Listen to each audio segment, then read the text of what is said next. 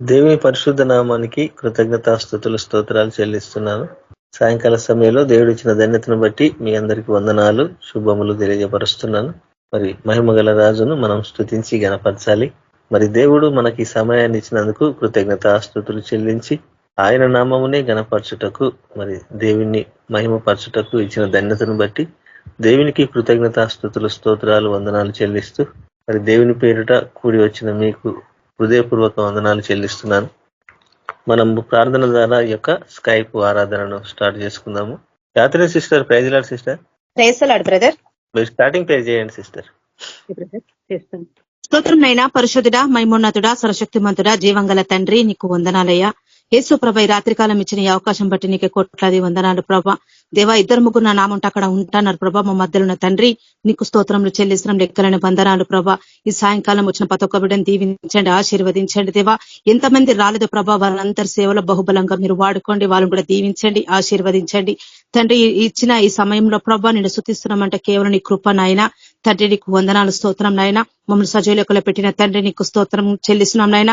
ఈ రాత్రి కాలం మాకు కాచి కాపాడిన తండ్రి నీకు స్తోత్రంలో చెల్లిస్తున్నాం నాయన. ప్రభా నీకు వందనాలు ప్రభా. మీరు యేసుకృష్ణ నామంలో దేవా ప్రతి ఒక్క అవసరక తీర్చే దేవుడో ప్రభా. నీ సన్నిధిలో యేసు ప్రభా మీకు కూడినాం కనుక ప్రభా ప్రతి ఒక్క దాంట్లో మీరే తోడై నడిపించే విజయాన్ని మీకు దయచేయండి తండ్రి. నీకు వందనాలు ప్రభా.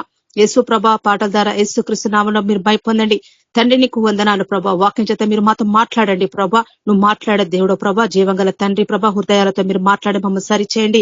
నీ రాకడ అతి త్వరలో ప్రభా. మేము పరిశుద్ధపరచబడాలా ప్రభా. నీ రాకడక మేము సిద్ధపడాలా, అనేక మంది సిద్ధంగా తయారు చేయాలా అలాంటి శక్తిని, అలాంటి కృప మాకు దయచేయండి తండ్రి. యేసు ప్రభా నీకే వందనాలు ప్రభా. నీ కృప చేత మమ్మల్ని నడిపించండి, విజయానికి దయచేసి నీ పరిశుద్ధాత్మ చేత మమ్మల్ని అభిషేకించి నీ రాకడకి యేసు ప్రభా సాక్షిడిగా మమ్మల్ని నిలబెట్టుకోమని పతొక మహిమ నీకే చెల్లిస్తూ నజరుడైన యేసుక్రీస్తు మడి వేడుకుంటున్నాం తండ్రి, ఆమేన్. Thank you brother. Praise the lord. Praise lord sister, వందనాలు.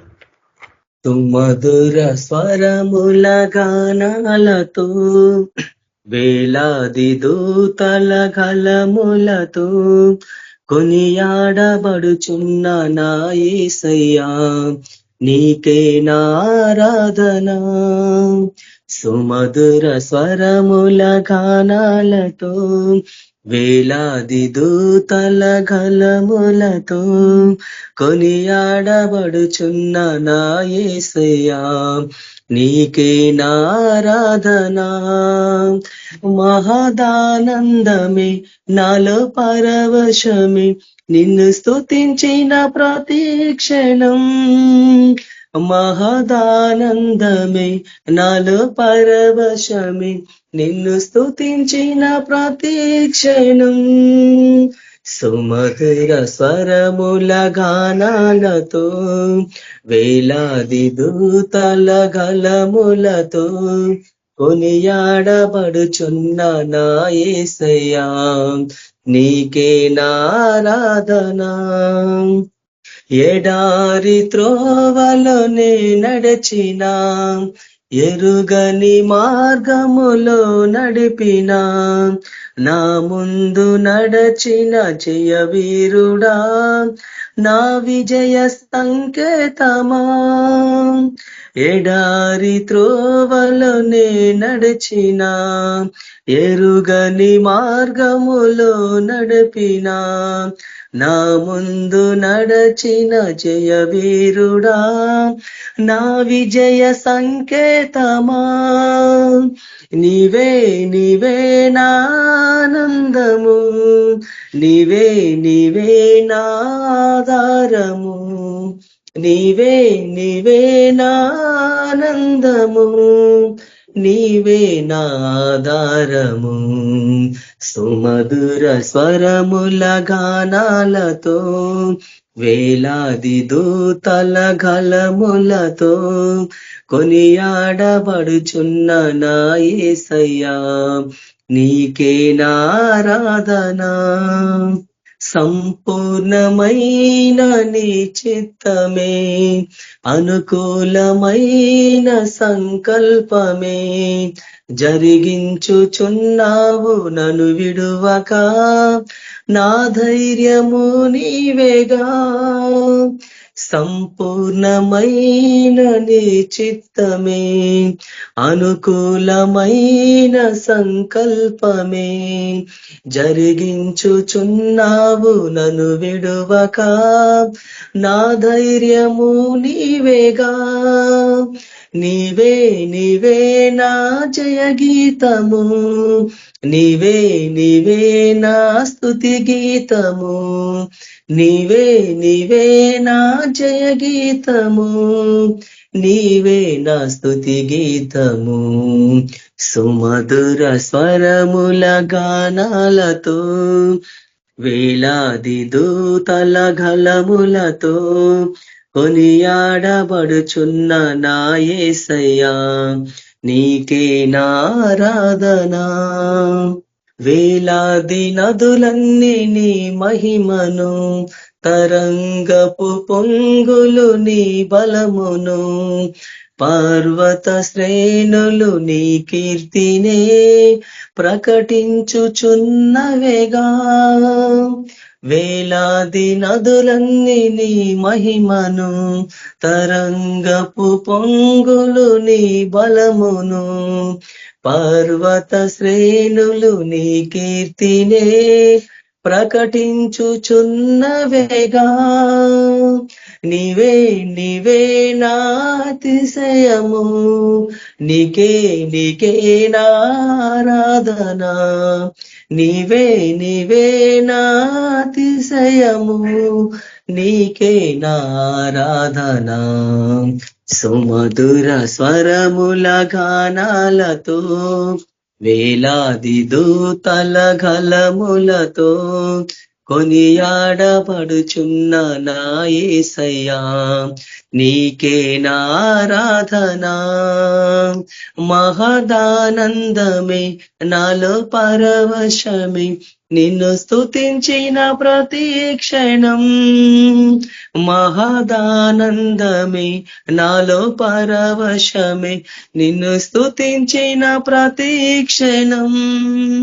సుమధుర స్వరముల గానాలతో, వేలాది దూతల గళములతో కొనియాడబడుచున్న నా యేసయ్యా, నీకే నారాధనా. హల్లెలూయా. Thank you brother. అందరూ ప్రైజ్ రాడు, సిస్టర్ బ్రదర్స్ అందరూ ప్రైజ్ రాడు. థ్యాంక్ యూ నతాని brother. Praise Lord. Thank you అన్న. Praise Lord. వందనాలు. దేవుడు మిమ్మల్ని దీవించును గాక. Deepa sister, praise Lord sister. పరిశుద్ధుల ప్రేమల దేవ, కృపణ తండ్రి, ఏసానికి లెక్కలేని వందనాలు, కృతజ్ఞత, స్తుతులు, స్తోత్రాలు తండ్రి. పరిశుద్ధుల ఒక సర్వశక్తి మంత్రుల సర్వాధికారి నీకు వందనాలు తండ్రి. దేవాయసు ప్రభా, ఈ యొక్క సమయంలో ప్రభా ప్రార్థిస్తున్నక తండ్రి, ఈ యొక్క ఆత్మకాలను శరించండి ప్రభా.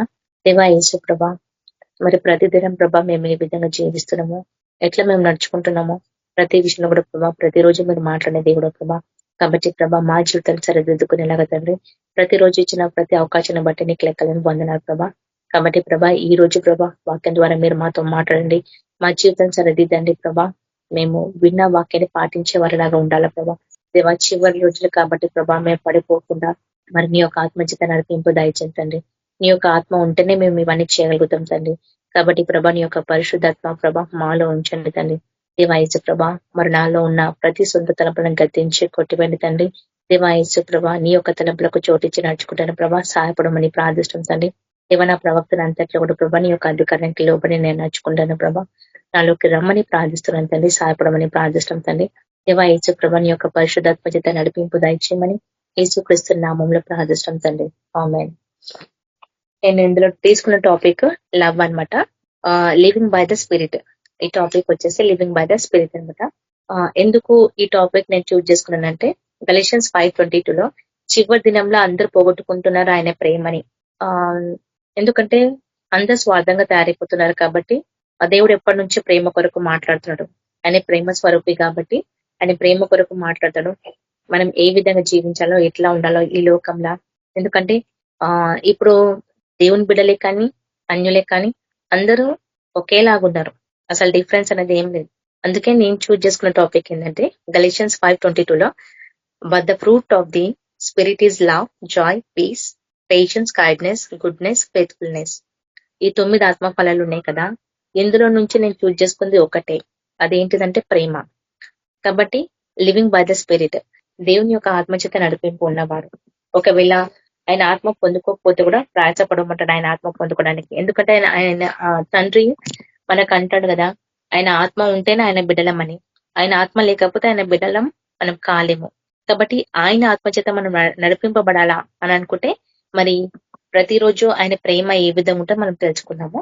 చూడండి, లివింగ్ బై ద స్పిరిట్ కదా, దీంట్లో ఎవ్రీడే ప్రతిరోజు లైవ్ గా జరిగేది అనమాట. చేంజ్ ద లైఫ్స్ అనమాట.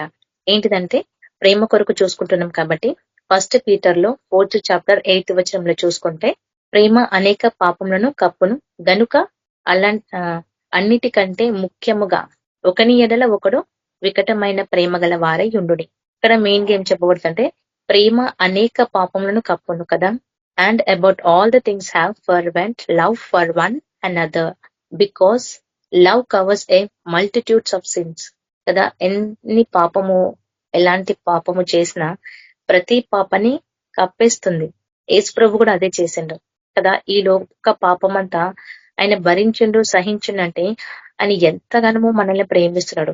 ఒక ప్రథమ ఫ్రూట్ లాగా మనకు పెట్టినాడు ఆయన. ఒక ప్రథమ ఫలముగా ఆయన ఏర్పరచుకున్నాడు మనల్ని. కాబట్టి ఒక ప్రథమ ఫలముగా మనం ఏర్పరచబడిన వారం కాబట్టి మరి మనలో ఈ క్వాలిటీస్ ఉన్నాయా లేవో చెక్ చేసుకోవాలా.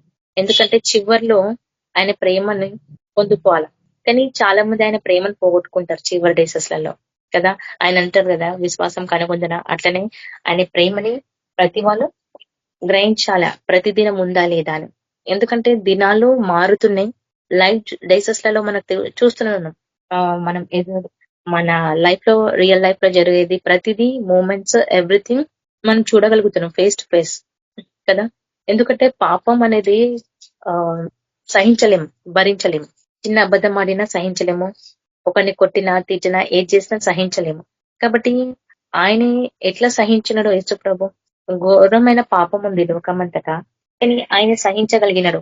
మరి ఎట్లా సహించగలిగినాడు ఆయన ప్రేమ కదా. ఆయన శిక్షించాలి కదా, ఎన్ని తప్పిదములు చేస్తున్నారు ప్రజలు, నాకు వ్యతిరేకంగా ఉంటున్నారు అని ఆయన మనల్ని శిక్షించవచ్చు కదా. ఒకవేళ ఆ యొక్క సందర్భంలో ఆయన పుట్టినాక, యేసు ప్రభు పుట్టినాక ఆ సందర్భంలో యేసు ప్రభు ఉన్న టైంలో ఇమీడియట్ గా ఆయన శిక్షించవచ్చు కదా. కానీ ఆయన ఎందుకు శిక్షించలేదంటే బికాస్ ఆఫ్ ఆయన ప్రేమ. ఆయన ప్రేమించినాడు. ఎందుకంటే లోక పాపంని కడిగి వేయాలా. ఈ లోకంలో ఉన్న ప్రతి పాపం కడిగి వేస్తేనే పరిశుద్ధంగా మార్చబడతారు ఒక్కొక్క వాళ్ళు. ఎందుకంటే ప్రతి మనిషి ఒక సంఘానికి సాదృశ్యం కాబట్టి ఇప్పుడు అనేకములు చర్చస్ ఉన్నాయి లోకమంతటిలో. రకరకాల దేశాలు ఉన్నాయి. మరి ఆ దేశంలో ఉండే ప్రతి ప్రజలే కదా ఆయన యొక్క సంఘం. అందుకే ఆయన అంటుండు, ఆయన ప్రేమించిన ప్రతి ప్రేమలో, ఆయన ఇచ్చిన బ్లడ్ లో, ఒక్కొక్క బ్లడ్ డ్రాప్ లో ఎంతగానో విలువైన ప్రేమ అనేది ఆయన మనకు అనుగ్రహించిండు. కానీ ఈ లోకం ఏమంటారంటే దేవుడు ప్రేమించమన్నాడు కదా అని చెప్పేసి వేస్ అనేది కరెక్ట్ గా చూజ్ చేసుకోకుండా రాంగ్ వేస్ చూజ్ చేసుకుంటారు కదా. దేవుడు 2 పెట్టినాడు, హెవెన్ ఉంది, హెల్ ఉంది. కాబట్టి చూజ్ చేసుకోవాల్సిందంటే దారి మనుషులే. కాబట్టి దేవుడు మంచిది ఇచ్చిండు, కానీ మనుషులు ఏం చేస్తారంటే చెడ్డవేని చూజ్ చేసుకుంటారు. ప్రేమ అంటే ఎన్నో వస్తాయి కదా, ప్రేమ అనేక పాపమును కప్పును అన్నట్టు. కానీ ఇక్కడ ప్రజలు ఏం చేస్తారంటే దేవుని తెలిసిన వాళ్ళే, తెలియని వాళ్ళు అందరూ ఈ లోకంలో ఉన్న ప్రతి వాళ్ళు దేవుడు ప్రేమించమన్నాడు కదా అని చెప్పేసి ఇంట్లో తల్లిదండ్రులే గాని, పిల్లలే గాని, అక్కజనులే గాని, భార్య భర్తలే గాని, ఎవరే గాని ఉంటే దేవుడు ప్రేమించమన్నాడు కానీ ప్రేమిస్తారు. కానీ ఆ ప్రేమ రాంగ్ వేలో తీసుకెళ్తుంది. మనుషుల ప్రేమ వాళ్ళ స్వార్థము, వాళ్ళకొచ్చిన తలంపుల ద్వారా వాళ్ళు వెళ్ళిపోతున్న సొంత తలంపుల ద్వారా. కానీ దేవుడు అట్లా ప్రేమించమనలే. ఆయన ప్రేమించమన్నది ఎట్లా, ఆయనని ఎక్కువగా ప్రేమించమన్నాడు. తన తండ్రిని ఆయన అంటారు కదా, నా తండ్రిని ప్రేమించిన వారు నన్ను కూడా ప్రేమిస్తారని. మరి దేవుడు మనల్ని ప్రేమించి మనకు ఫస్ట్ ఫ్రూట్ గా ఏర్చబడినాక మనం కూడా ఆయనను అంతగా ప్రేమించాల. ప్రేమిస్తున్నాం అని అంటున్నాం కానీ ప్రతి విషయంలో వెనకబడుతున్నాం. ప్రేమాని మాట చెప్పగలుగుతున్నాం కానీ దాన్ని అంటే క్రియల రూపంగా చూపించలేకపోతున్నాం. నిత్య జీవితంలో మనం జరిగే ప్రతి లైఫ్లలో ఇవి కనబడట్లేవు. ప్రేమ అనేక పాపమును కప్పుతుంది. కానీ ఈ లోకం ఏం చేస్తుందంటే పాపము చేసినా చేయకపోయినా ఏ విధంగా ఉన్నా ఛాన్స్ దొరికిందంటే ఎదటి వారి మీద సాకులు చెప్పడము, లేకపోతే వాళ్ళని దూషించడము, ఈ విధంగా జరుగుతుంది. కానీ దేవుడు అట్లా అనట్లేదు. ప్రేమించమంటున్నాడు, సరైన వేళ ప్రేమించమంటున్నాడు. తెలియని అమాయకమైన ప్రజలకు దేవుని యొక్క ప్రేమని తెలియజేస్తేనే వాళ్ళు ఒప్పుకొని దేవుని యొక్క సన్నిధికి రాగలుగుతారు. నిజమైన దేవుడు యేసు ప్రభు కదా అని. కాబట్టి ఇక్కడ చెప్తున్నాం కదా, తల్లిదండ్రులే గాని, అక్కజనులే గాని, భార్య భర్తలే గాని, భార్య ఉన్నాక కూడా ఇంకొక వేరే స్త్రీని చూజ్ చేసుకోవడం, భర్త ఉన్నాక కూడా వేరే హస్బెండ్ ని చూజ్ చేసుకోవడం, ఇది రాంగ్ వే కదా. పిల్లలు ఉంటారు, తల్లిదండ్రులను ప్రేమించాలి, కానీ పిల్లలు తల్లిదండ్రులకు వ్యతిరేకంగా పోవడము ఇట్లా. అంటే ఈ లోకంలో ప్రేమ అంటే రకరకాలుగా ఆలోచన చేసే విధానం ఉంది. కానీ దేవుడు అట్లా అనట్లేడు. నువ్వెట్లా నడిచినా, ఏది చేసినా సరి అయిన ప్రేమను వెతుకుమంటున్నాడు. సరి అయిన ప్రేమ ఈ లోకంలో ఎవరి దగ్గర దొరకదు. ఎందుకంటే నిత్యమైన ప్రేమ యేసు ప్రభుదే. ఆయన దగ్గరికి వస్తేనే నిజమైన ప్రేమ దొరుకుతుంది. ఎవరి దగ్గరికి నువ్వు పో, నీ అవసరానికి బట్టే వాళ్ళు ప్రేమిస్తారు. నీ అవసరాన్ని తీరినాక వాళ్ళు వెళ్ళిపోతారు, వాళ్ళ స్వార్థాన్ని చూజ్ చేసుకుంటారు. మళ్ళీ రేపటి దినంలో అవసరం వస్తే మళ్ళీ ప్రేమ చూపిస్తారు, ఉప్పొంగిపోతారు వాళ్ళ ప్రేమ. ఎట్లా అంటే మీరు ఎంత బాగుంటారు, ఎంత మంచి మాట్లాడతారు ఇట్లా చెప్పి మనల్ని పాపంలో పడేనికే చూస్తుంటారు. కాబట్టి దేవుడు ఇక్కడ ఏమంటున్నట్టే, ప్రేమ అనేక పాపంను కప్పుతుంది కదా, వీళ్ళేమో పాపంలో పడేసేలాగా ఉంటారు. ఎందుకంటే నిజమైన ప్రేమ కాదు వాళ్ళ దగ్గర. ఎందుకంటే వాళ్ళు ఆశిస్తున్నారు, వాళ్ళకి కావాల్సిన అవసరాలు వాళ్ళు ఆశిస్తున్నారు కాబట్టి పాపంలో పడేనికే చూస్తున్నారు. ఇది ఒక వే. కానీ అసలైన వే ఏంటంటే, నువ్వు చూజ్ చేసుకుంటే హెవెన్ ని, దేవుని చూజ్ చేసుకున్నావు కాబట్టి దేవుని యొక్క మార్గంలో నడవాలి అనంటే, మనకు తెలిసినంత వరకు, మన సేవ జీవితంలో ఉన్నంత వరకు ఎవరైనా పాపం చేసినా, ఏదైనా చేసినా వాళ్ళని సహించి, భరించి, క్షమించి వాళ్ళని సరైన మార్గంలోకి నడిపించడమే. ఇది యాక్చువల్లీ దేవుడు చూపించిన ప్రేమ. ఎందుకంటే ఆయన ఎలాంటి వారినైనా క్షమించాడు.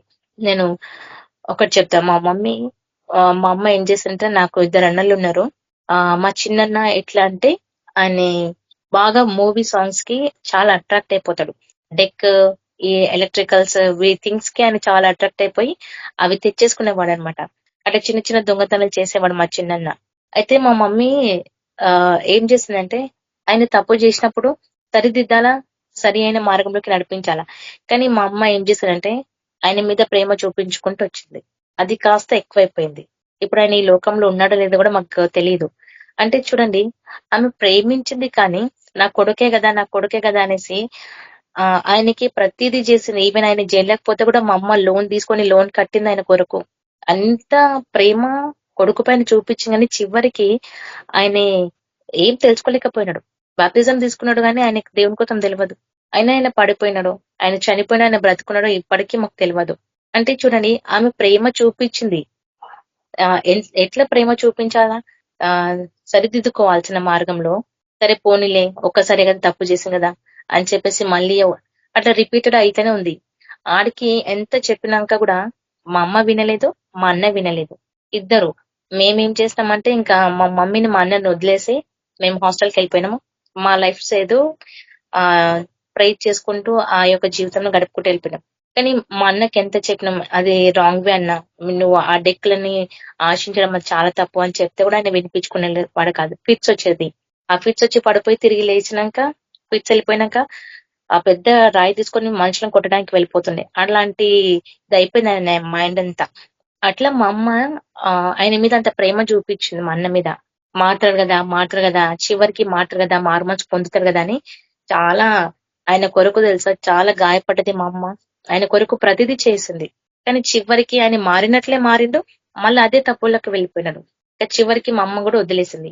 అట్లనే దేవుడు కూడా మనల్ని ప్రేమించినాక మన ప్రతి పాపము ఆయన భుజాల మీద వేసుకొని ఆయన శివ మరణం పొంది మనల్ని పరిశుద్ధతలుగా ఉండేలాగా ఆయన ప్రేమ మనకు ధారాళంగా పోసిన తర్వాత మనం సరైన మార్గంలోకి నడుచుకొని చూజ్ చేసుకొని వెళ్తే సరే, లేదు అనేసి మళ్ళీ తిరిగి ఎన్నిసార్లు పాపం చేసి ఆయన క్షమించినాక చివరికి ఆయన వదిలేస్తాడు.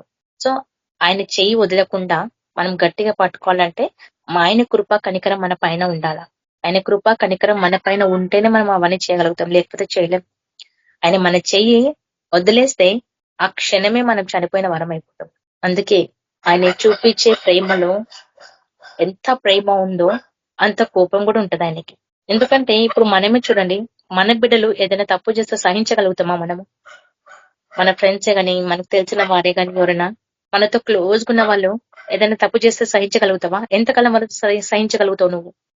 ఇది కూడా అంతే, దేవుడు కూడా అంతే. ఎంతగానో ప్రేమించును, మన కొరకు శిల్వ మరణం పొందిన దేవుడు, మళ్ళీ మన కొరకు రానై ఉన్న దేవుడు. ఆయన కోసము నువ్వు ఎట్లా జీవించాలా, ఆయన కోసం మనం వెయిట్ చేయగలుగుతామా, ఆయన రాకడ కోసం మనం కనుక్కోగలుగుతామా? ఇది ఆయన ప్రేమను మనం వెతకాల్సింది. చివరి డేసెస్కి వచ్చేస్తున్నాం. ప్రార్థనలే కానీ వాక్యాలే కానీ అన్ని ఆగిపోతున్నాయి. నేను నా కళ్ళారా చూస్తున్నాను, రియల్ గా చూస్తున్నా, నా లైఫ్ లో కూడా చూసుకుంటున్నాం, అందరిలో కూడా చూస్తున్నాను. అందుకే దేవుడు ఏమంటున్నది, ఆయన ప్రేమ అంటే ఎంతో గొప్పది కాబట్టి ఆ ప్రేమని మనం పోగొట్టుకోవద్దు కదా. ఆయన ప్రేమను పోగొట్టుకున్నామంటే ఆయన పరిశుద్ధాత్మం పోగొట్టుకున్నట్లే. ప్రతిదినం ఆయన పరిశుద్ధాత్మం మనలో ఉండాలంటే ఆయన ప్రేమ ఉంటేనే కదా ఉండగలుగుతుంది. కాబట్టి అందుకే ఆయన అంటుండు చేంజ్ లైఫ్స్ ఇది టాపిక్. ఈ చేంజింగ్ లైఫ్స్ ఎట్లా ఉండాలంటే నిత్య జీవితంలో మనం చేంజ్ కావాలా. ఎట్లా చేంజ్ కావాలంటే పాపాన్ని అసహించుకోవాలా, అబద్ధాన్ని అసహించుకోవాలా, దొంగతనాన్ని అసహించుకోవాలా. ఇది ప్రతిదీ ఏదైతే పాపానికి చోటిస్తుందో వాటిని అన్నిటిని అసహించుకోవాలా. అంటే శరీర క్రియలన్నిటిని అసహించుకుంటేనే కానీ ఆత్మీయమైన సంబంధములోకి రాలేకపోతాం. దేవుడు కూడా అదే అంటారు. ఎందుకంటే నిజంగా ప్రేమిస్తే ఈ లోకం వాటి మీద మనకు ఆశ అనేది ఉండదు. నిజంగా తండ్రిని ప్రేమించి ఉంటే, యేసు ప్రభువు నువ్వు నిజంగా ప్రేమించిన వారం అయితే ఈ లోకం పైన మనకి ఏ దృష్టి అనేది ఉండదు. కేవలం ప్రార్థించాలా, వాక్యం ధ్యానించాలా, దేవుని యొక్క స్వత ప్రకటన చేయాలా, ఈ టాపిక్స్ పైన ఉంటది, ఈ ఆలోచన పైన ఉంటది. ఎందుకంటే నేను నిన్న మా ఇంటి ఎదురు ఒక ఆమెతో మాట్లాడుతున్నా. ఆమెకు సువార్త ఎట్లా ప్రకటించాలా, టాపిక్ అయితే వచ్చింది, దేవుని యొక్క టాపిక్ చెప్పుదాం అనుకునేసరికి అక్కడ వినలేకపోయింది. ఎట్లంటే సాక్షిని బట్టి చెప్పడానికి వెళ్తున్నాను, కొంచెం వినది కొంచెం ఆగిపోయింది. అట్లా ఏదో ఒక టాపిక్ లో దేవుని యొక్క సువార్త ప్రకటన చేయడానికి వెళ్తున్నాను, ఏదో ఒక విధంగా వచ్చి ఆటంకం అయిపోతుంది. ఎట్లా ప్రాబ్లం, మళ్ళీ ఒకసారి అవకాశం వస్తే నేను చెప్పుకోవాలి ప్రభా అని అనుకుంటున్నాను. ఎందుకు అనంటే ఆయన ప్రేమ ఉంటే మనకు ఆ తపన ఉంటది, ఎట్లైనా సువార్త ప్రకటించాలి. ఒకరోజు నువ్వు సువార్త ప్రకటించకపోయినా అది పాపమే. ఎందుకంటే ఆజ్ఞాతిక్రమమే పాపము కదా. వాళ్ళు ఆయన ఆజ్ఞ ఇచ్చిండు, సర్వలోకానికి వెళ్లి సర్వ సృష్టికి సువార్త ప్రకటన చేయమన్నాడు. మరి ఆయన ప్రేమలో అది ఉంది, అనేకులకు సువార్త ప్రకటన చేయాలని. నువ్వు ఒకరోజు సువార్త ప్రకటన చేయకపోయినా అది పాపం కిందికే. అట్లంటే మనం ప్రతిరోజు సువార్త ప్రకటన చేయట్లే.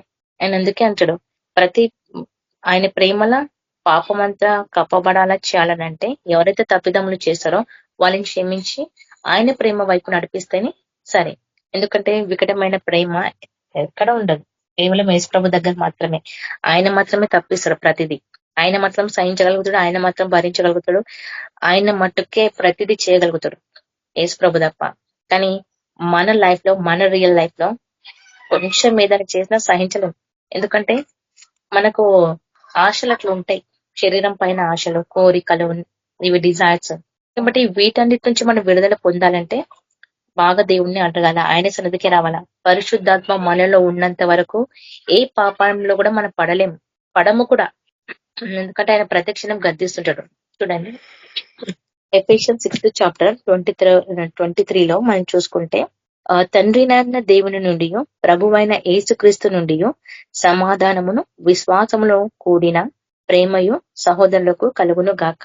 చూడండి, తండ్రినైన దేవుని నుండి ప్రభువైన యేసుక్రీస్తు నుండి కదా ఆయన మనకు పేరు పెట్టినడు కదా. మరి యేసు ప్రభు కాబట్టి ఆయన పేరు మనకు అనుగ్రహించడు. ఆయన పరిశుద్ధాత్మ ద్వారా మనం సమాధానం పొందిన వారము. అందుకే విశ్వాసంలో మనం ఉండగలుగుతున్నాం. ఒకవేళ విశ్వాసం లేకపోయి ఉంటే ఎప్పుడో పడిపోతుండే. యోబు విషయంలో చూసుకుంటే ఆయన విశ్వాసంలో ఉన్నాడు కాబట్టి చివరి వరకు నిలబడ్డాడు దేవుని యొక్క సన్నిధిలో. అంటే ఆయన లైఫ్ లో ఆయన ఏ విధంగా అయితే చేంజ్ అయినాడో, దేవుణ్ణి ఎట్లయితే ఆయన అడ్డుకున్నాడో, ఆయన రియల్ లైఫ్ లో ఒక ఎగ్జాంపుల్ గా బైబిల్లో రాయబడ్డది అనంటే ఆయన దేవునికి ఎంత నమ్మకంగా జీవించినాడు కదా. ఆయన దేవునికి చాలా నమ్మకంగా జీవించింది. ఎందుకంటే నేను ఒకసారి యోబు 15th chapter 15th వచనంలో చదువుతున్నాను. నేను మార్నింగ్ అవర్స్ లో చదువుతుంటే ఒక ప్రశ్న నాకు రైజ్ అయింది అందులో. ఎందుకు ఆ ప్రశ్న రైజ్ అయిందేమో దేవుని అడుగుదామని అనుకుంటున్నాను. అయితే అక్కడ ప్రశ్న ఏంటంటే, యోబు విషయంలో ఆయన విశ్వాసంలో దేవుని యొక్క సన్నిధిలో ఉన్నాడు, చివరి వరకు ఉన్నాడు, ఆయన ప్రేమలో ఉన్నాడు అని ఆయనకున్న ప్రతిదీ వచ్చిన ప్రతి కష్టాన్నే కానీ ఏదైనా ఆయన భరించగలిగినాడు, కేవలం దేవుని యొక్క ఆత్మ ఉందని. కానీ ఇక్కడ నేను ఈ వచనం చదివినప్పుడు, యోబు 15th chapter 15th verse చదివినప్పుడు ఆలోచన, ఆయన తన దూతలి యందు నమ్మకం ఉండదు. అంటే దేవుడు తన దూతలి యందు కూడా నమ్మకం లేదని అంటున్నాడు. ఇప్పుడు ఈ కాలంలో ఇదే జరుగుతుంది. దేవుడు సృష్టించిన దూతలే ఆయనకి వ్యతిరేకంగా తిరిగినప్పుడు మళ్ళీ మనం ఎంతటి వారము, వాటికంటే ఇంకెక్కువ మనల్ని ప్రేమిస్తుంది దేవుడు. ఆయన దూతల కంటే ఇంకా విలువ ఇచ్చి మనల్ని కొన్న దేవుడు, మనం ఆయనకు దాసులమై ఉండాలా? ఆ దేవుడు ఈ రోజు మనకు ప్రశ్న వేసలో నమ్మకంగా మనం ఉండగలుగుతామా చివరి వరకు? నేను ఆ రోజు ఇదే ప్రశ్న అనిపించింది. ప్రభా నువ్వు దూతల మీదనే నమ్మకం లేకపోతే మరి మా పరిస్థితి ఏంటిది ప్రభా అని. ఇది నేను అప్పటి నుంచి అది షాక్ లోనే ఉండా. ఎట్లా దీనికి నేను సమాధానము ఎట్లా కనుక్కోవాలి, ఎట్లా అడగాల దేవుడికి అని. చూడండి, మనం ఒక మనిషి పైన విశ్వాసం పెట్టగలుగుతామా? ఎవరి మీదనన్నా మనం నమ్మకం పెట్టగలుగుతామా? కొంతవరకే పెడతాం, కానీ చివరి వరకు అది నిలుపుకోలేకపోతాం. మరి ఇప్పుడు మన దగ్గరకు వచ్చేసరికి కూడా అంతే కదా. అందుకే దేవుడు మనలను ప్రేమించినప్పుడు, మరి ఆయన మీద మన విశ్వాసం ఉన్నప్పుడు, మరి చివరి వరకు ఆయన రాకడ వరకు నువ్వు నిరీక్షణ కలిగి ఉండగలుగుతావా? అందుకే ఆయన అంటే నా విశ్వాసంలో కనుగొందున్నాను. మరి చివరి వరకు ఆయన విశ్వాసంలో ఉండాలి అని అంటే ఆయన ప్రేమ ఉంటేనే ఉండగలుగుతాం. ఆయన పరిశుద్ధత్వం మనలో ఉంటేనే ఉండగలుగుతాం, లేకపోతే ఉండలేము కదా. అందుకే తండ్రినైన దేవుని నుండి, ప్రభువైన యేసుక్రీస్తు నుండి అని అంటుండు. తన పేరు మనకు పెట్టినప్పుడు, ఆయన పిలుచుకున్న పేరు ప్రభు అని మనకు పేరు ఇచ్చినప్పుడు, యేసుక్రీస్తు అనే ఒక పరిశుద్ధాత్మ ద్వారా సమాధానం మనకు వచ్చినప్పుడు, విశ్వాసంలో మనం నడుచుకున్నప్పుడు, మరి ఇతరుల పట్ల మనం ఎట్లా ప్రేమ కలిగి ఉండాలా కదా. అన్యులు నశించిపోతుంటే, చాలా మంది చనిపోతుంటే చేస్తుంటే నాకు కూడా బాధ అనిపిస్తుంది. అయ్యో ప్రభా ఎట్లా అని. ఎందుకంటే ఆత్మ ఎక్కడ కొట్టుమిట్లాడుతుందో తెలియట్లేదు. నేను చూసిన మా అత్తమ్మ కొరకు నేను అడుగుతున్నా, ఎట్లా ప్రభా మరి మా అత్తమ్మ విషయంలో నేను జస్ట్ ప్రార్థన చేసి వదిలేసిన అంతే. ఎక్కువ కూడా ఆమె కోసం నేను ప్రత్యేకంగా ప్రార్థన అట్లా చేయలేదు. కానీ ఒక వారం అయినాక మా అత్తమ్మ మీద నాకు దేవుడిచ్చిన ఒక కళ. ఆ కళలో ఆమె చావకపోయినా ఆమెను చంపేస్తున్నారు. అట్లా పడ్డది. అదేంటి ప్రభా అని. ఆమె లేచేసరికి ఆమె కళ్ళు వైట్ కలర్ లో ఉన్నాయి. ఏంది ప్రభా ఇది అని. ఆమెకు చావకపోయినా ఆమెకు చంపేస్తున్నారు. ఆత్మకు అసలు చావే లేదు కదా ప్రభా అని అనుకున్నాను. ఇంకా ఆ థాట్ లోనే ఉండిపోయినా నేను. వదిలేసిన తర్వాత దేవుని అడుగుదాంలే, చేద్దాంలే అనేసి. ఎందుకంటే అందరు ఆత్మలు దేవుని యొక్క సన్నిధికి వెళ్ళిపోతున్నాయి, కానీ చివరికి ఆ దేవుని దగ్గరికే పోవాలా. ఊపిరి ఆయన దగ్గర నుంచి వచ్చినప్పుడు తిరిగి మళ్ళీ ఊపిరి ఆయన దగ్గరికే పోవాలా. ఆయన నాసిక నంతరంలో జీవవాయు ఊదగా జీవాత్మ కలిగిన అన్నాడు కదా. మరి ఆ జీవాత్మ కలిగినప్పుడు, ఆయన నుంచి వచ్చినప్పుడు మనం కూడా ఆయన దగ్గరికే పోవాలా. మనం బ్రతుకున్నప్పుడే, ఈ టెంపరరీస్ బాడీస్ లో ఉన్నప్పుడే ఆయన దగ్గరికి వెళ్ళాల. అందుకే నేను మస్తు అడుగుతున్న దేవునికి, ఆత్మ కోసం నేను ఇంకెక్కువ తెలుసుకోవాలి ప్రభా. ఎందుకంటే ఆయన ప్రేమలో ఉంటేనే ఇవన్నీ మనం చూడగలుగుతాము, ఇవన్నీ తెలుసుకోగలుగుతాము. ఒకవేళ ఆ ప్రేమ అయితే మనకు లేకపోయి ఉంటే, నీ సోదరులనే కానీ, నీ చుట్టుపక్కల ఎవరినే కానీ ద్వేషించగలుగుతాము. నువ్వు ప్రేమించు, కానీ దేవుని కంటే ఎక్కువ ప్రేమించొద్దు. ఆయన అంటారు కదా, నీ తల్లిదండ్రుల కంటే, అక్కజనుల కంటే, అన్నదమ్ముల కంటే, భార్య భర్తల కంటే, పిల్లల కంటే ఎక్కువ ప్రేమించిన ఆయన వారం పెడతానన్నాడు. ఇంకోటి ఏంటంటే, ఆయన ప్రథమ ఫలముగా ఆయన మనల్ని ఏర్పరచుకున్నాక మనం కూడా ఆయన అంతే ప్రేమించాల. ఇక్కడ చూడండి, కొలెషన్స్ చాప్టర్ 12 and 14 ఫస్ట్ చూసుకుంటే, ఆయన ప్రేమలో ప్రేమ చూసుకుంటే చాలా ఉన్నాయి వాక్యాలు, కానీ తెలియజేయబడిన వరకు అయితే చూసుకున్నాము. కాగా దేవుని చేత ఏర్పరచబడిన వారము, పరిశుద్ధులు, ప్రియులైన వారికి తగినట్లు మీరు జాలి కలిగిన మనసు, దయాలుత్వము, వినయమును, స్వాతికము, దీర్ఘశాంతము ధరించుకునుడి అంటుండు. ఇవన్నీ మనలో ఉండాలా.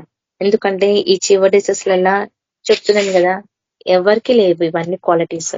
జాలి గుణము, మళ్ళీ దయాలుత్వము, వినయము, స్వాతికము, ఈ దీర్ఘశాంతం, ఇవి అన్ని ధరించుకోమంటున్నాడు. ఎందుకంటే ఇక్కడ ఆయన అదే చెప్తుంది కదా, మనము ఏర్పరచబడిన వారము, పరిశుద్ధులను, ప్రియమైన వారికి తగినట్లు వారు అని ఇక్కడ ఇంత క్లియర్ గా చెప్పబడుతుంది. అంటే దేవుని యొక్క చేత మనం ఏర్పరచబడిన, గాడ్ హీ హ్యాస్ చూజ్ అస్ కదా. దేవుడు మనల్ని చూజ్ చేసుకున్నాడు. మనం యోహాను సువార్తలో చూస్తాం కదా, ఆయన మనల్ని ఎంతగా ప్రేమించినంటే అంతగా ప్రేమించి కాబట్టి ఆయన మనల్ని చూజ్ చేసుకుని, పరిశుద్ధాత్మ దేవుడు యేసు ప్రభు దగ్గర ఆయన పరిశుద్ధుడు కదా. మరి పరిశుద్ధ దేవుని దగ్గర ఇవన్నీ క్వాలిటీస్ ఉన్నాయా లేవా?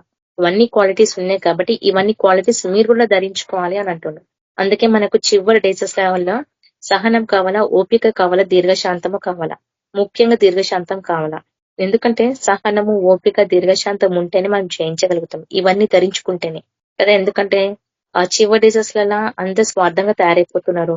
ఎవరి లైఫ్స్ వాళ్ళు చూజ్ చేసుకుంటున్నారు. ఒకరి పంట ఒకరు పడకుండా అయిపోతుంది లైఫ్. చూస్తున్నా క్రైస్తవుల దాంట్లో అట్లనే ఉంది, అన్యుల దాంట్లో కూడా అట్లనే ఉంది. మొత్తానికి చూసుకుంటే అట్లనే ఉంది. నాకు అందుకే దేవుడు ఇర్మియాని జ్ఞాపకం చేస్తూ ఉంటాడు. ఇర్మియాని జ్ఞాపకం చేసుకున్న ప్రతిసారి నాకు అనిపిస్తుంది, ఈయన ఇందుకేనేమో ఇంతగానే మేర్చాడేమో అనేది. ఎందుకంటే అది ఆయన టైంలో ఉన్న ఆయన టైంలో ఉన్నప్పుడు జరిగిన విషయం అయితే నేను అనుకోను. ఇది మన కాలానికి జరిగిన విషయంలోనే కాబట్టి ఇరిమియా అంతగానే మేర్చినాడని అనిపిస్తుంది నాకు. ఎందుకనంటే ఇరిమియా ఇవన్నీ దర్శనాలు దేవుడు మాట్లాడడము, ఆ ఇరిమియాలో చదువుతుంటే ప్రతి పాయింట్స్ చూసుకుంటే అంత గొప్ప జనం కొరకు, దేవుని యొక్క బిడ్డల కొరకే రాయబడి ఉంది. గొప్ప జనము, చిన్న గుంపుని దేవుడు ఏర్పరచుకోవడము అందులో. అక్కడ చూస్తే మనకు అర్థమైపోతుంది ఇర్మియాలా అసలు ఆయన చెప్పిన ప్రతి పాయింట్స్ ఒక్కొక్కటి మనం జాగ్రత్తగా చదువుకుంటే అర్థమవుతుంది. ఆ టైంలో ఇర్మియాకు అర్థం కాకపోవచ్చేమో, కానీ ఇదంతా మన కాలంలో అది ఇప్పుడే జరుగునని ఉంది వాక్యంలో. ఈ రోజే నేను చదివినది యోహాను సువార్తలో ఆయన సమయం వచ్చి ఉన్నది, అది ఇప్పుడే జరిగి ఉన్నది అంటే మన టైంలోనే జరుగుతుంది. ఆల్రెడీ ఇర్మియా అందుకే ఏడ్చినాడు, కన్నీటిని అందుకే మార్చినాడు. ఎందుకంటే ఎక్కడ లేని శిక్ష, ఎవరికి రాలేని శిక్ష మన కాలంలో మన టైంలో వస్తుంది కాబట్టి. ఎందుకంటే ఆయన అంతగా ప్రేమించింది కాబట్టి ఆ శిక్షకి వాళ్ళు చోటు ఇచ్చుకుంటున్నారు. కాబట్టి ఆ శిక్షలో వాళ్ళు సహించి భరించి ఉంటేనేమో దేవుని యొక్క సన్నిధిలో చేర్చగలుగుతారు. లేదు అని అంటే ఎక్కడికి ఫోర్ గ్రూప్స్ దేవుడు డివైడ్ చేసేసాం కదా, అందులో మనం ఏ గుంపులో ఉన్నామో గుర్తెరిగి తెలుసుకోవాలని మనకుంటది ఐజయాలో. సో ఇక్కడ కూడా అంతే, దేవుని ప్రేమించిన వారు, ఆయన పరిశుద్ధత్వం ఉన్నవారు, ప్రియులైన వారు ఎవరైతే ఉన్నారో అందరి కొరకు మాట్లాడబడుతుంది కదా. కాబట్టి ఆయన పరిశుద్ధత్వ మనం పొందుకున్న వారం అయితే మనం ఏర్పరచబడిన వారం కాబట్టి మనలో ఈ క్వాలిటీస్ ఉండాలని చెప్తున్నాడు. జాలి మనసు ఉండాలి మెయిన్ గా కదా. జాలి మనసు ఉంటేనే నువ్వు ఒకరి మీద దయ కలుగుతావు, వారికి నువ్వు చేయగలుగుతావు, సాయం చేయగలుగుతావు.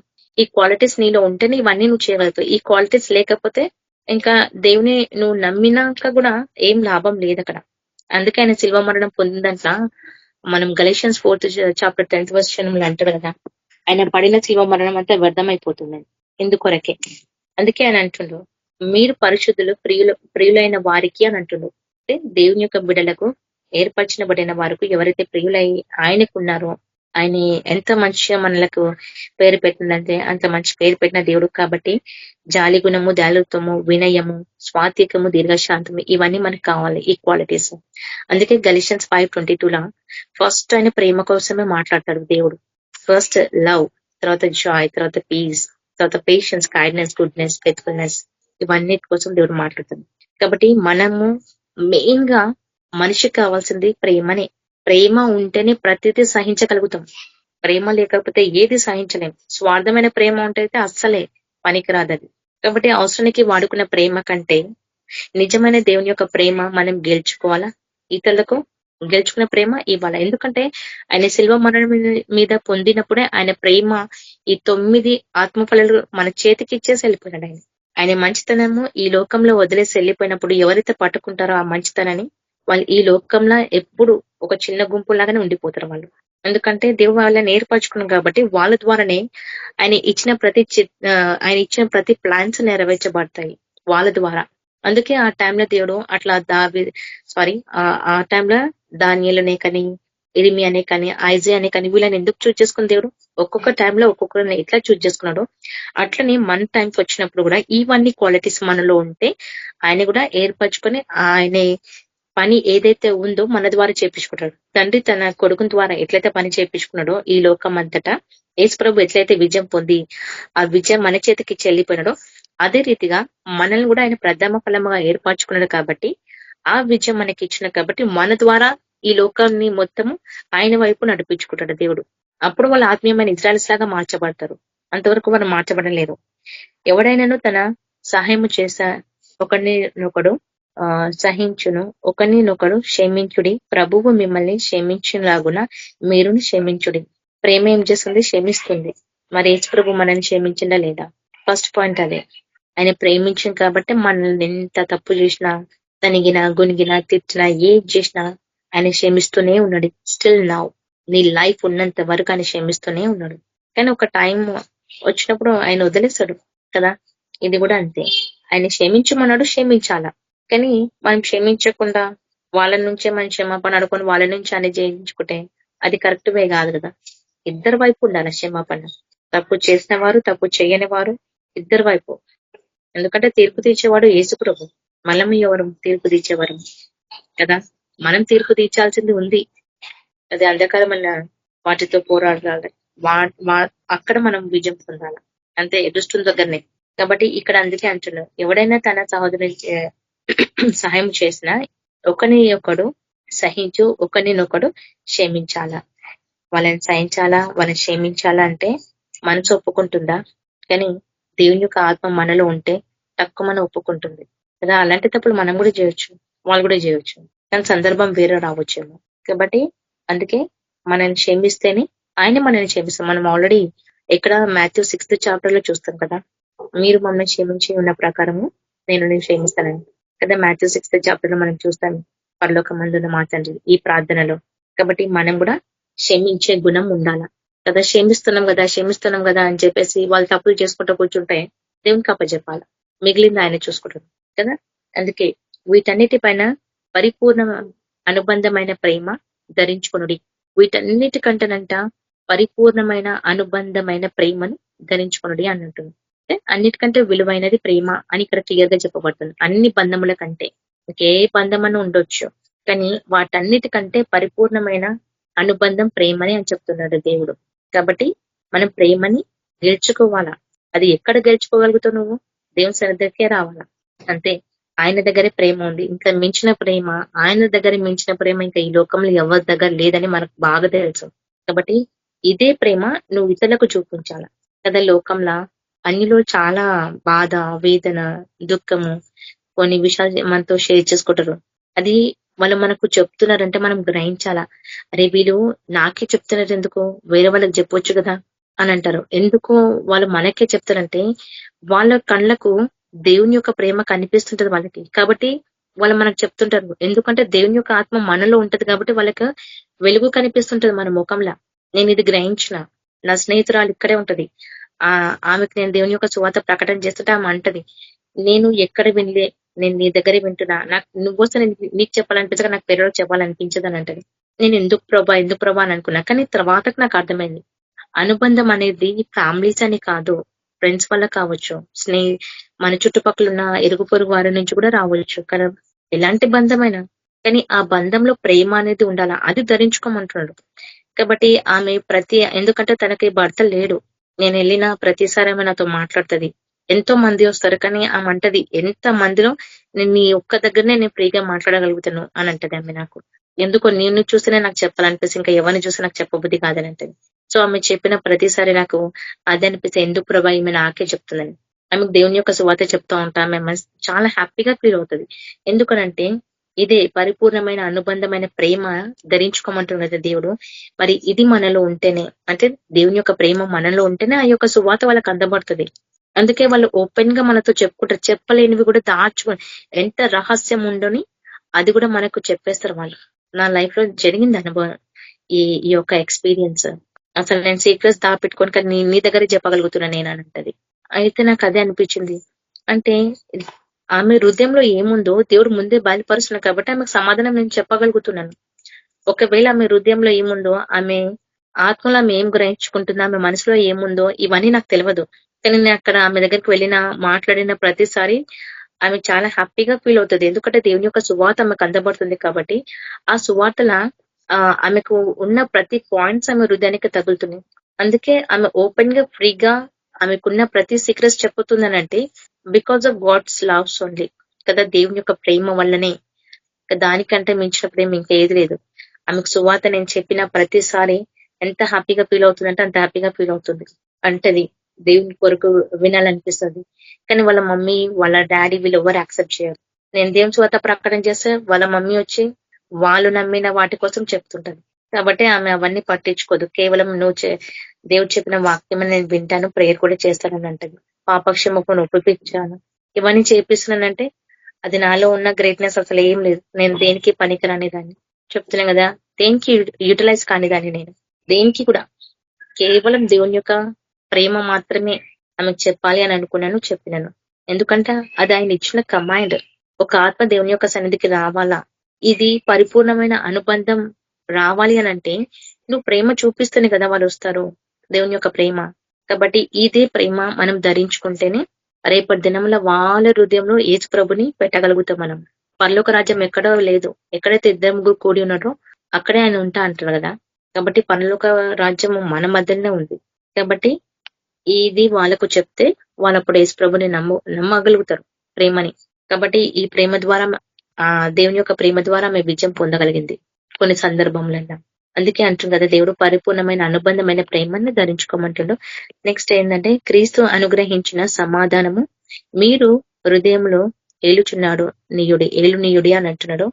ఎందుకొరకే మీ ఒకరు శరీరముగా పిలువబడితిరి మరియు కృతజ్ఞలై యుండుడి అని అంటున్నాడు. అంటే క్రీస్తు అనుగ్రహించిన సమాధానము మీ హృదయంలో ఏలునీయుడి అని అంటుండు. మరి దేవుడిచ్చిన సమాధానం అంటే మన హృదయంలో ఏలనివ్వాలన్నమాట.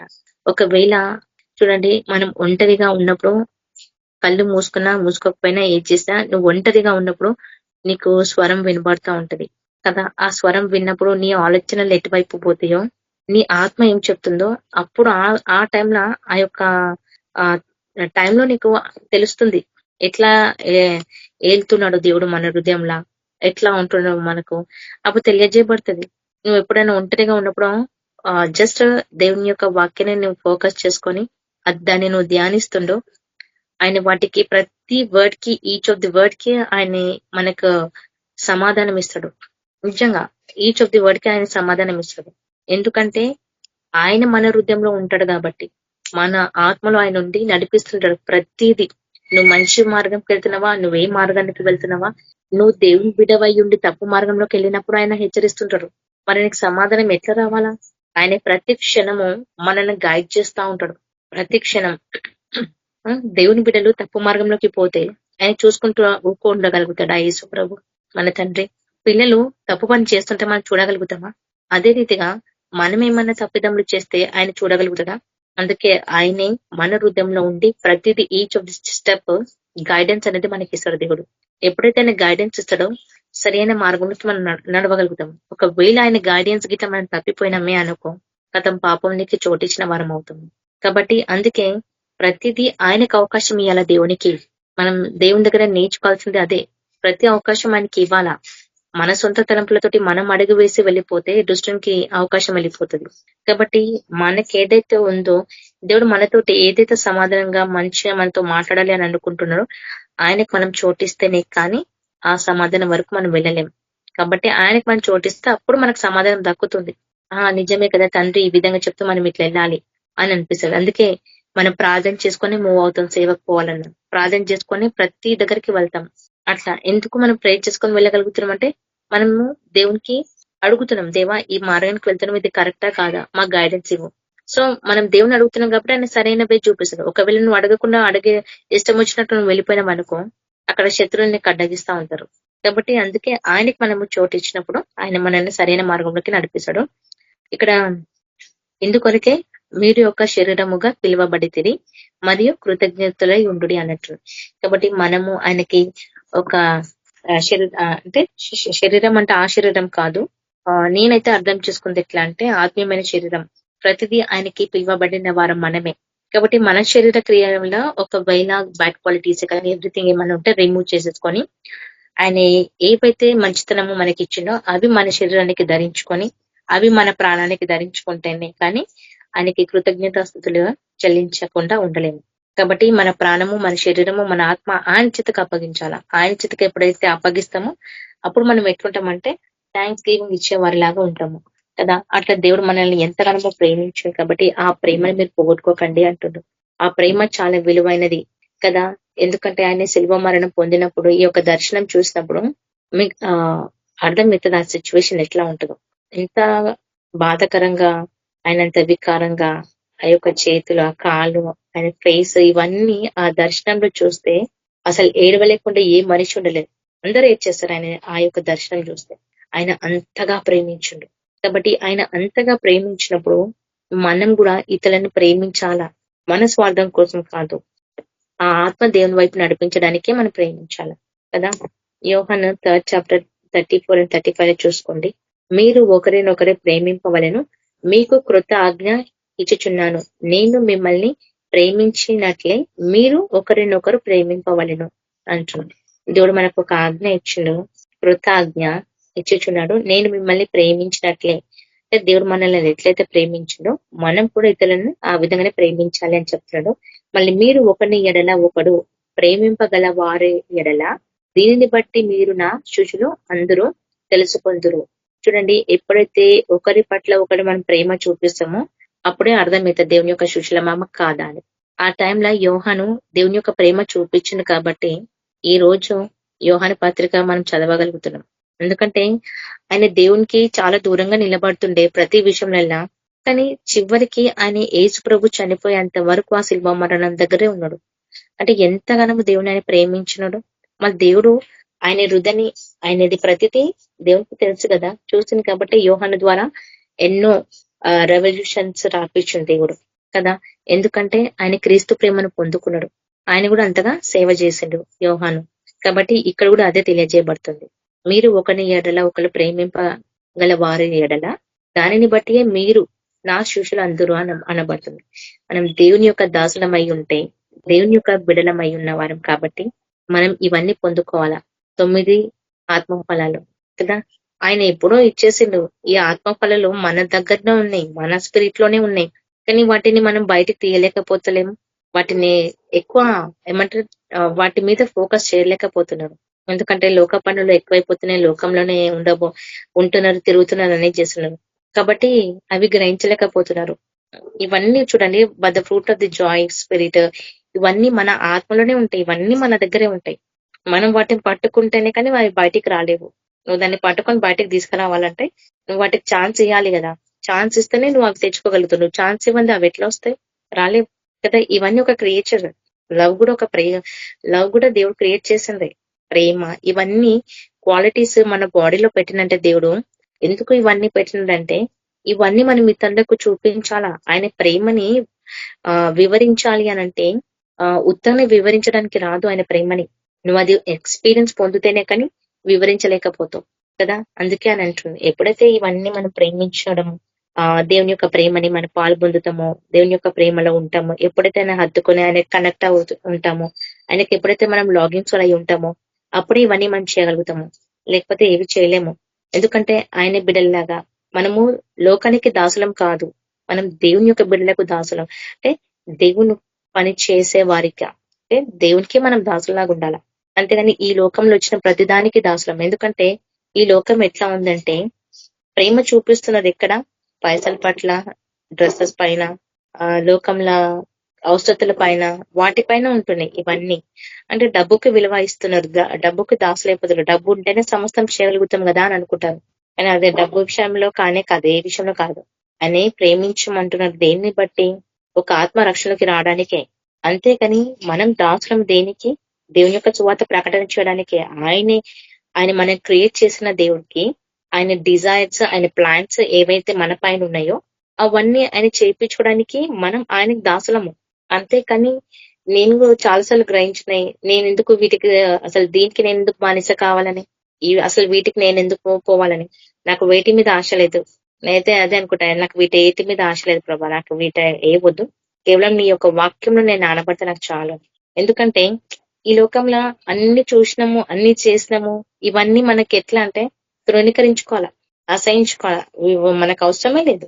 కేవలం నీకు అవసరం ఒకటే, ఒక ఆత్మని ఆయన వైపు నడిపించడానికే నీకు కావాల్సింది ప్రేమ. దానికి నువ్వు దాసులుగా ఉండాలి.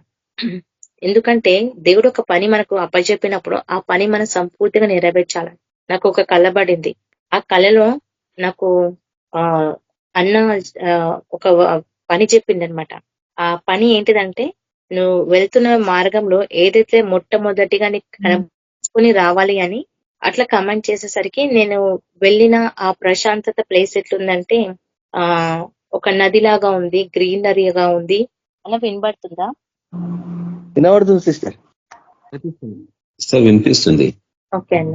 అయితే అక్కడ పని ఏమని చెప్పబడ్డదంటే, ఏదైతే ఫస్ట్ గా కనబడుతుందో గ్రీనరీగా నాకు అది ఈప్రోటిస్ నదిలాగా కనిపించింది. సో అక్కడ వెళ్ళిన ప్లేస్ లో ఫస్ట్ పని ఏంటంటే, నా కంటికి ఏదైతే ఫస్ట్ కనిపించిందో దాన్ని తీసుకొని రమ్మన్నారు. సో దాన్ని నేను తీసుకొద్దాం అనుకునేసరికి అది చూడడానికి పొట్టేలు లాగా ఉంది.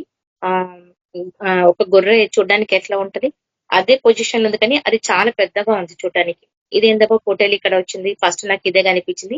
ఇది చూడడానికి ఎంత వెయిట్ గా ఉంది, నేను ఎట్లా ఆ టైంలో ఏమైందంటే పొట్టేల్ని నేను ఎట్లయినా తీసుకొని వెళ్తా, నాకు దేవుడు శక్తి ఇచ్చింది కదా, నేను తీసుకెళ్తాను అనేసి దాన్ని నేను పట్టుకోవడానికి వెళ్తున్నాను. సడన్ గా ఒక కొమ్ము మొలిచింది దానికి. అదేంటి కొమ్ము మొలిచిందని చెప్పేసి ఆ కొమ్మును పట్టుకునేసరికి ఆ కొమ్ము అనేది ఇరిగిపోయింది. నేను అది తీసుకొని వచ్చేసరికి నన్ను చెప్పిన పని సంపూర్తి చేసుకొచ్చినందుకు నన్ను అందరూ మెచ్చుకున్నారన్నమాట. అయితే నేను చెప్తున్నాను, అక్కడ ఒక సిస్టర్ నాకు ఎదురైంది. ఏమైంది అటు వెళ్తున్నావు అంటే, నాకు ఇట్లా అన్న పని చెప్పి నా పని నేను సంపూర్తి చేసుకొని రావాలి, అందుకే వెళ్తున్నానని. సో ఆ పని నేను కంప్లీట్ చేసుకొచ్చినందుకు అక్కడికే స్టాప్ అయిపోయింది అది. ఎందుకు ఇవన్నీ నేను చెప్తున్నానంటే, చూడండి, దేవుని యొక్క ప్రేమలో మనం నానబడి ఉంటే ఆయన ఇచ్చే ప్రతి దర్శనాలే కానీ, ఆయన ఇచ్చే ప్రతి కళలే కానీ, ఆయన ఇచ్చేటి ఏవైనా కానీ మనం ఎట్లా అంటే ఆయన శిష్యులాగా ఉండిపోతాము, ఆయన దాసుల్లాగా మనం ఉండిపోతాం. యేసు ప్రభు యొక్క దాసుల్లాగా ఉంటాం కాబట్టి అవన్నీ ఆయన మనకు బయలుపరచడు. ఒకవేళ నువ్వు ఆయనకి దాసుల్లాగా లేకపోయి ఉంటే ఆయన నీకు ఏది బయలుపరచడు. ఈవెన్ దో ఏవి కూడా ఆయన ఇవన్నీ బయలుపరచడంటే రేపటి దినంలో ఫ్యూచర్ నీకు యూజ్ అవుతుంది కాబట్టి ఆయన బయలుపరచడు.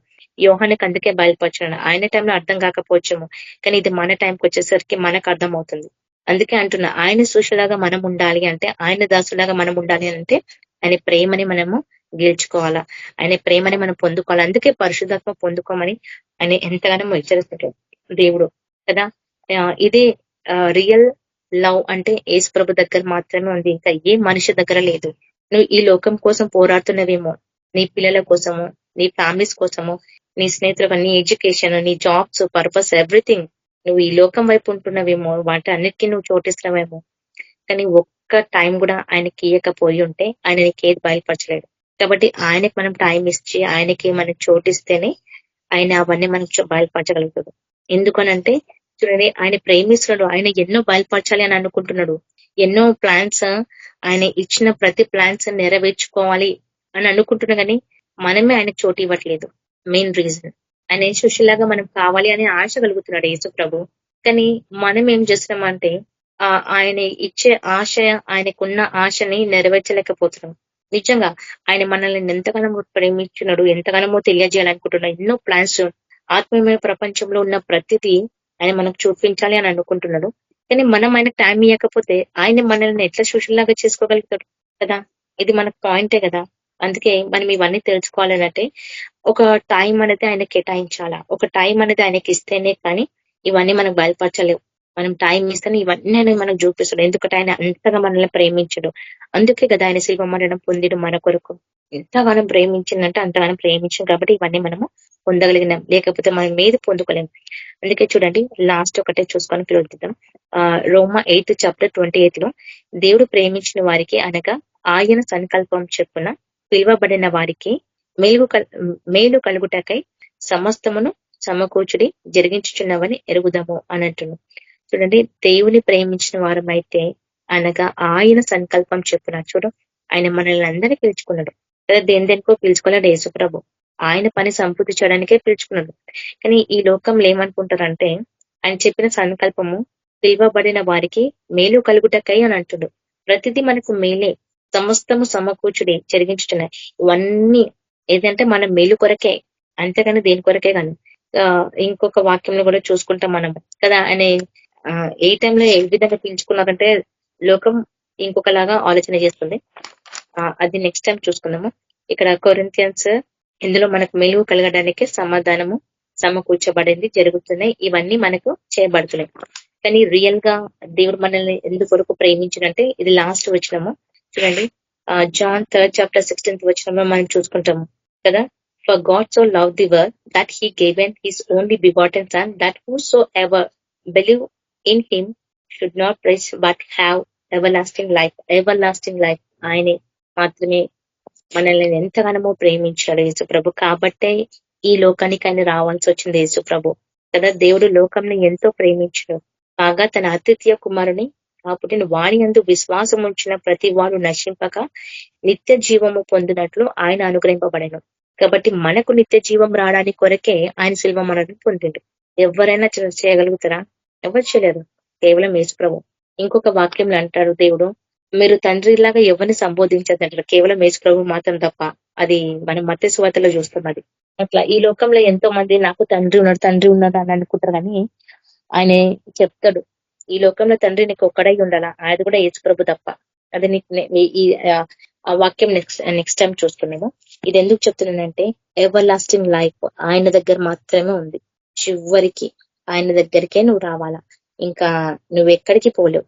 ఒకవేళ నువ్వు ఎటన్నా పోయినా ఆయన మళ్ళీ తీసుకొచ్చుకుంటాడు. ఎందుకంటే ఆయన మనల్ని చూజ్ చేసుకుంది కాబట్టి కదా. తప్పిపోయిన కుమారుడు తిరిగి చివరికి తండ్రి దగ్గరికి వస్తాడా రాడా? ఇది కూడా అంతే.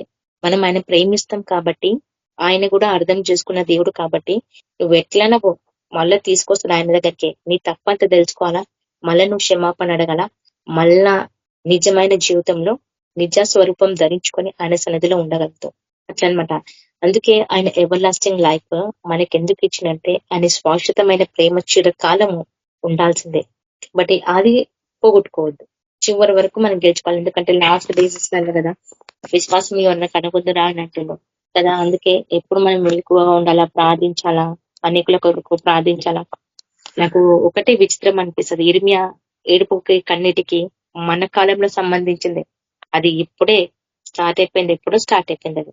అది ఎప్పుడో వచ్చి ఉన్నది కదా. యేసుప్రభు అంటాడు, మనం అందులో చూస్తాం యోహాను సువార్తలో. కాబట్టి ఆ సమయం వచ్చేసింది, ఎప్పుడో కాదు, ఆల్రెడీ మన కాలంలో జరుగుతూనే ఉంది. నేను ఎప్పుడు దేవుని అడుగుతా ఉంటా, ఇంతగానో మా ప్రభా ఇర్మియా ఎందుకోసం ఏడ్చినని అడిగినా ప్రతిసారి నాకు ఇవన్నీ రీజన్స్ బయటపడతా ఉంటాయి. నేను ఆయనను అడిగిన అంతగానో డీపింగ్ ప్రాఫిట్ లాగా ఒక నేమ్ అనేది వచ్చింది కదా ప్రభా ఎందుకొరకు అని అడిగిన ప్రతిసారి నాకు అందులో చదివిన ఎప్పుడైనా ఇర్మియావి ధ్యానించిన ప్రతిసారి మన కాలంలో నాకు జ్ఞాపకం వస్తుంటాయి. నిజం, ఇవన్నీ మన కాలంలో చూసినాయి, మన కాలంలో నెరవేర్చబడేటి ఇవన్నీ. ఆయన అంటాడు కదా, ఒక పుల్లైనా తప్పిపోదు కానీ ఆయన చెప్పిన ప్రతి మాట నెరవేర్చడానికే వచ్చింది. ఒక పుల్లైన కోసమైనా తప్పిపోదు. ప్రతిదీ ఆయన చిత్తము ఎవ్రీథింగ్ నెరవేర్చబడడానికే వచ్చినాయి. కాబట్టి మన కాలంలో ఆయన ఇచ్చే శిక్ష చాలా ఘోరమైనవి. కాబట్టి వాటన్నిటి నుంచి విడుదల పొందాలి అని అనుకుంటే కేవలం ఆయన ప్రేమించడం, అనేకులకు ఆయన నీతి సత్యను ప్రకటింపచేయడం. ఇది అందుకే ప్రేమకు ఎంతో విలువ అనేది దేవుడు ఇచ్చింది. ఫస్ట్ గెలషన్స్ 5:22 లవ్ కోసమే చెప్తారు ఆయన. అందుకే వివరించిన లవ్ కోసం. 2 రకాలుగా ఉండే లవ్, ఒకటి దేవుంది, ఒకటి మనుషులది. మనుషులది ఎప్పటికైనా స్వార్థము, అది వ్యర్థము, దేనికి పనికిరాదని తుప్పి పట్టిపోతుంది. కానీ దేవుని యొక్క ప్రేమ అట్లా కాదు. చివరి వరకు ఒక బంగారాన్ని ఆయన ఎట్లయితే వివరించి చెప్పినాడు దేవుడు, అట్లా మనల్ని నేర్పరచుకున్న దేవుడు. అంత విలువ మనకి ఇచ్చాడు. విలువ లేని వారికి విలువ ఇచ్చినాడు ఆయన ప్రేమ ద్వారా కదా. ఆయన ఈ పాటలు అంటారు కదా, విరువు యేసయ్య, ఆయన చేతిలో రొట్టె. ఆయన శిల్వ మరణ పైన విరవబడిన దేవుడు మన కొరకు ఆయన విరవబడిను. నువ్వు కూడా విరవబడుతున్నావా లేదా చెక్ చేసుకోవాలి మన లైఫ్ లో. నీ లైఫ్ లో నువ్వు విరవబడుతున్నావు అంటే నువ్వు కరెక్ట్ గా దేవుని అందు నువ్వు నడుస్తున్నావని అనుకో. ఒకవేళ మనం విరవబడకపోయి ఉంటే ఇంకా మన లైఫ్ లో అవి రాలేవు, ఇంకా అక్కడ వరకు పోలేకపోతాం. కాబట్టి నీ చేతిలో రొట్టెను నేనయ్యా విరువు వేసే అని పాట పాడతాం కదా. మరి ఆ పాటకు తగ్గట్టుగా ఆయన ఎట్లయితే శిల్వ మరణ పైన విరవబడ్డాడు ప్రతి క్షణము మన కొరకు, మనం కూడా అట్లా ప్రతిసారి ఆయన కొరకు విరవబడుతూనే ఉండాలి. మన వీపు మీద గాయాలు మనకు చెప్తున్నా కదా, క్షణం క్షణము ఇవన్నీ గాయాలు ఉంటేనే నువ్వు ఆయన్ని హత్తుకొని జీవిస్తావు, లేకపోతే లేదు. ఈ కాలంలో అయితే అస్సలు లేదు. మన కాలంలో చివరి డేసెస్లలో శిక్ష ఉంటేనే, మనకు గాయం తగులుతుంటేనే ఆయనను హత్తుకొని ఉండగలుగుతాం. లేకపోతే చూడండి విడిచి వెళ్ళిపోతారు. కొంచెం సంతోషం, ఎందుకంటే దేవుడు అంటే కదా నోవా టైంలో సమయం ఏ విధంగా ఉందో కదా, పెళ్లిళ్ళు జరుగుతున్నాయి, ఎవరి లైఫ్స్ వాళ్ళు చూసుకుంటున్నారు. ఆయన ఏ టైంలో వస్తాడో తెలియదు. కాబట్టి ఆయన వచ్చే టైం లోపల నువ్వు ఇవన్నీ శ్రమలు అనుభవిస్తేనే కదా ఆయన సన్నిధికి వెళ్ళగలుగుతావు. నువ్వు మంచిగా హ్యాపీగా ఉంటే ఆయనది నువ్వేం తెలుసుకోగలుగుతావు? ఏం తెలుసుకోలేవు. అందుకే ఆయన ప్రేమ కోసం నువ్వు తెలుసుకోవాలంటే ఇదే. నువ్వు ఎప్పుడైతే విరవబడతావో అప్పుడే ఇవన్నీ తెలుసుకోగలుగుతావు. నువ్వు విరవలేనంత సేపు వరకు నీకు ఏం అర్థం కదా లైఫ్.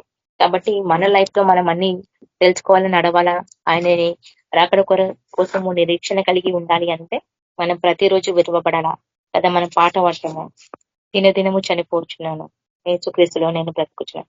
కాబట్టి మనం ఆయనలో బ్రతకాలి అంటే దినదినం మనం చనిపోతూనే ఉండాలా. ఈ లోకం వైపు చనిపోవాలా, నువ్వు ఆత్మీయమైన ప్రపంచంలోకి ఎదిగింపబడాలా కదా. ప్రతిరోజు మనం చేస్తూనే ఉండాలి ఏదో ఒక విధంగా ఈ లోకం వైపు. ఇది చూడండి, మీరు ఎప్పుడైనా మీరు ఊహించుకోండి, లేకపోతే బాగా దాన్ని క్రాఫ్ట్ చేసుకోండి. ఈ లోకంలో ఏముంది? సమస్తం వ్యర్థమే, కేవలం దేవుని యొక్క ప్రేమ తప్ప. చివరికి ప్రేమనే నిలబడుతుంది, ప్రేమనే సహిస్తుంది, ప్రేమనే ఎవ్రీథింగ్ భరిస్తుంది. అందుకే ఆయన శిల్వ మరణం పైన అంతగా విరవబడ్డాడు మన కొరకు. సో మనం కూడా అట్లా విరవబడాలా, మనం కూడా ఆయన కొరకు నడుచుకోవాలా. ఆయన కొరకు నడుచుకోవడం అంటే నువ్వు ఒక హృదయంలో దేవుని యొక్క స్థానం ఇవ్వాలా ఒక మనిషికి. ఎందుకు అంటే దేవుని వాళ్ళ హృదయంలో నువ్వు కూర్చోబెడితే ఆ ఆత్మ దేవుని యొక్క సన్నిధికి చేర్చబడుతుంది. అట్లా అంటున్నా నేను, కానీ వేరేలాగా అనట్లేదు. దేవుని యొక్క స్థానము మనము ఎట్లయితే ఆయన బిడ్డలుగా మనం ఏర్పరచబడినమో ఆయన యొక్క స్థానము మనకెట్లా ఇచ్చినాడు. ప్రతి విషయంలో ఆయనతో సమాధానం కలిగి ఉండమంట దేవుడు. ఎక్కడ మనం చూస్తాం, రోమాలో చూస్తాం, ఫిఫ్త్ చాప్టర్ అనుకుంటాం. ఆయననేమో మీరందరూ నాతో సమాధానంగా ఉండమంటాడు దేవుడు. కానీ ఈ లోకంలో పనిలో పడేసి సమాధానాన్ని మర్చిపోయి ఇష్టం వచ్చిన లైఫ్ లాగా ఉండిపోతాం. కాబట్టి అవన్నిటి మనం తృణీకరించుకొని కేవలం ఆయన ప్రేమ కొరకు, ఆయన రాకడ కొరకు నిరీక్షణ కలిగి నడుచుకోవాలి కదా. యేసుప్రభు వస్తున్నాడు అని ఆ టైంలో కనుక్కున్న వారు ఓన్లీ వీళ్ళే, మరియమ్మ, యోసేపు, ఐజయ్య ఆయన టైంలో జరగబడినప్పుడు. కాబట్టి వీళ్ళకే తెలుసు దేవుడు ఫస్ట్ కమింగ్ యేసుప్రభు పుట్టడం. సో ఇప్పుడు కూడా అట్లనే ఉంది టైం. నోవా టైంలో ఎట్లా ఉందో ఇప్పుడు కూడా అట్లా ఉంది. బిల్డింగ్స్ కడుతున్నారు, షాపింగ్స్ చేసుకుంటున్నారు, ఇష్టం వచ్చిన లైఫ్స్ జీవిస్తున్నారు, ఎవరి లైఫ్స్ వాళ్ళు. కానీ ఆయన రాకడ ఎప్పుడు వస్తుందో ఎవరు గుర్తురట్లేదు. కాబట్టి ఆయన రాకడ కోసం కనుక్కొని జీవించాలి, నిరీక్షణ కలిగి జీవించాలంటే ఆయన ప్రేమ పొందుకుంటేనే, ఆయన పరిశుద్ధాత్మ మనలో చివరి వరకు నిలబడితేనే నువ్వు ఉండగలుగుతావు కదా. మొదటి వారు కడపటి వారు అగుదురు, కడపటి వారు మొదటి వారు అగుదురు. కాబట్టి ఇవి మీరు అర్థం చేసుకుంటే మీకు తెలుస్తుంది. కాబట్టి మన చివరికి ఆయన రాజ్యంలో ఉండాలంటే ఇవన్నీ కనుక్కొని జీవించాలా. అందుకే ముఖ్యమైనది ప్రేమ. ఈ ప్రేమలో కొత్త ఆజ్ఞ ఆయన మనకి ఇచ్చింది ఒకటే, ప్రేమించడం. మరి దేవుడి చిన్న వాక్యం దించుకోవడం ప్రార్థన చేసుకున్నాము.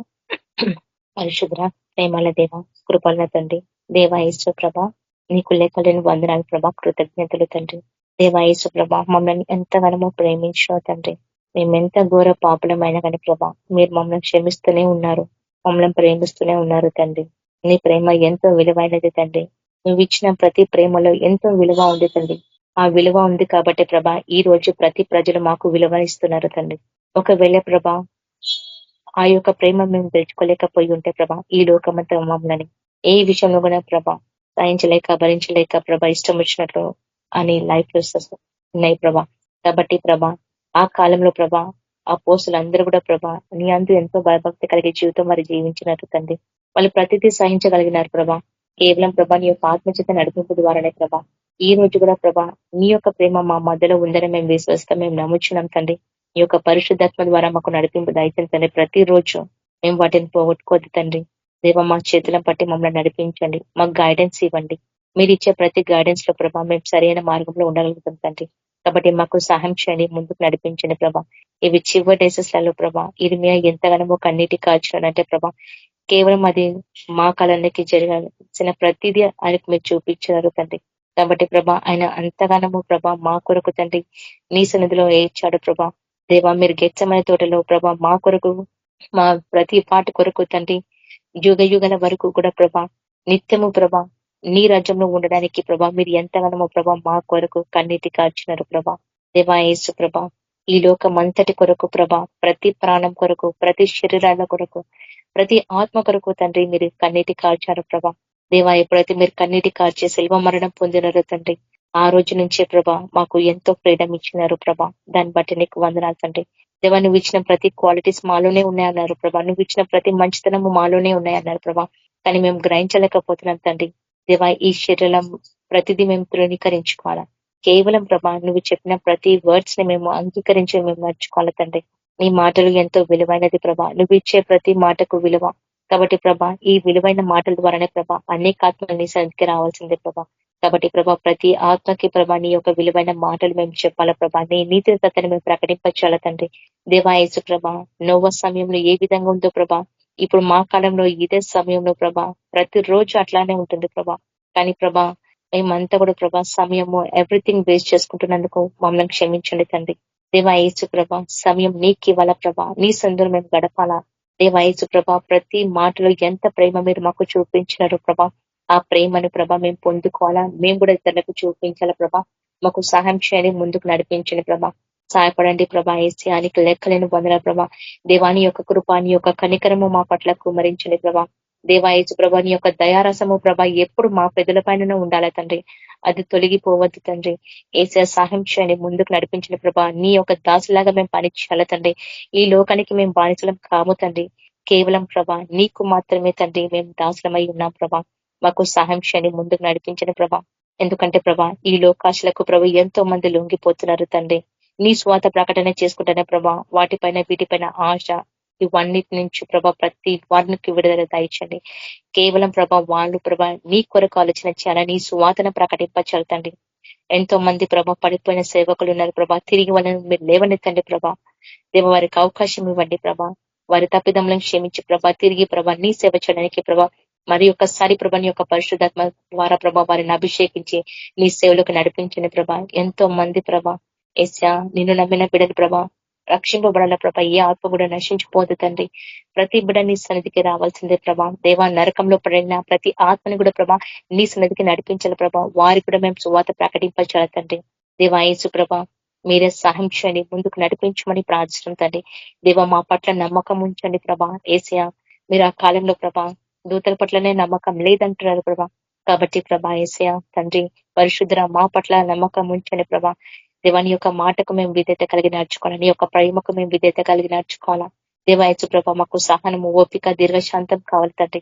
దేవాయచ చివరి అందరూ స్వార్థంగా తయారవుతారని అంటున్నారు ప్రభా. కాబట్టి ప్రభా మేము ప్రభా నీ సత్యాన్ని గ్రహించిన వరం కాబట్టి తండ్రి మేము మోసపోవద్దు తండ్రి. చివరికి ప్రభా నీ యొక్క ప్రేమ విశ్వాసంలో ప్రభా మేము స్థిరమైన మనసు కలిగి ఉండాలి తండ్రి. మాకు సహాయం చేయండి, ముందుకు నడిపించండి ప్రభా. ఈ యొక్క రాకడికి మా అందరినీ సిద్ధపరచుకొని ప్రభా మా ప్రతి ప్రాణములు శరీరము ఆత్మ మీ చేతకు అప్పగిస్తుందండి. నీ యొక్క రాకడికి మా అందరినీ సిద్ధపరచుకోమని యేసుక్రీస్తు నామంలో ప్రార్థించడం తండ్రి. ఆమేన్. మన ప్రభు అయిన యేసుక్రీస్తు యొక్క కృపా సమాధానం నడిపింపు మనందరికీ సదాకాలం తోడైండును గాక. ఆమేన్. ప్రైజ్ లార్డ్ అందరికీ సిస్టర్స్. ఆమేన్. వందనాలు. ఆమేన్. ప్రైజ్ లార్డ్ అన్న అందరికీ. ప్రైజ్ లార్డ్ సిస్టర్ బ్రదర్స్ అందరూ praise lord. Praise lord. Praise the lord.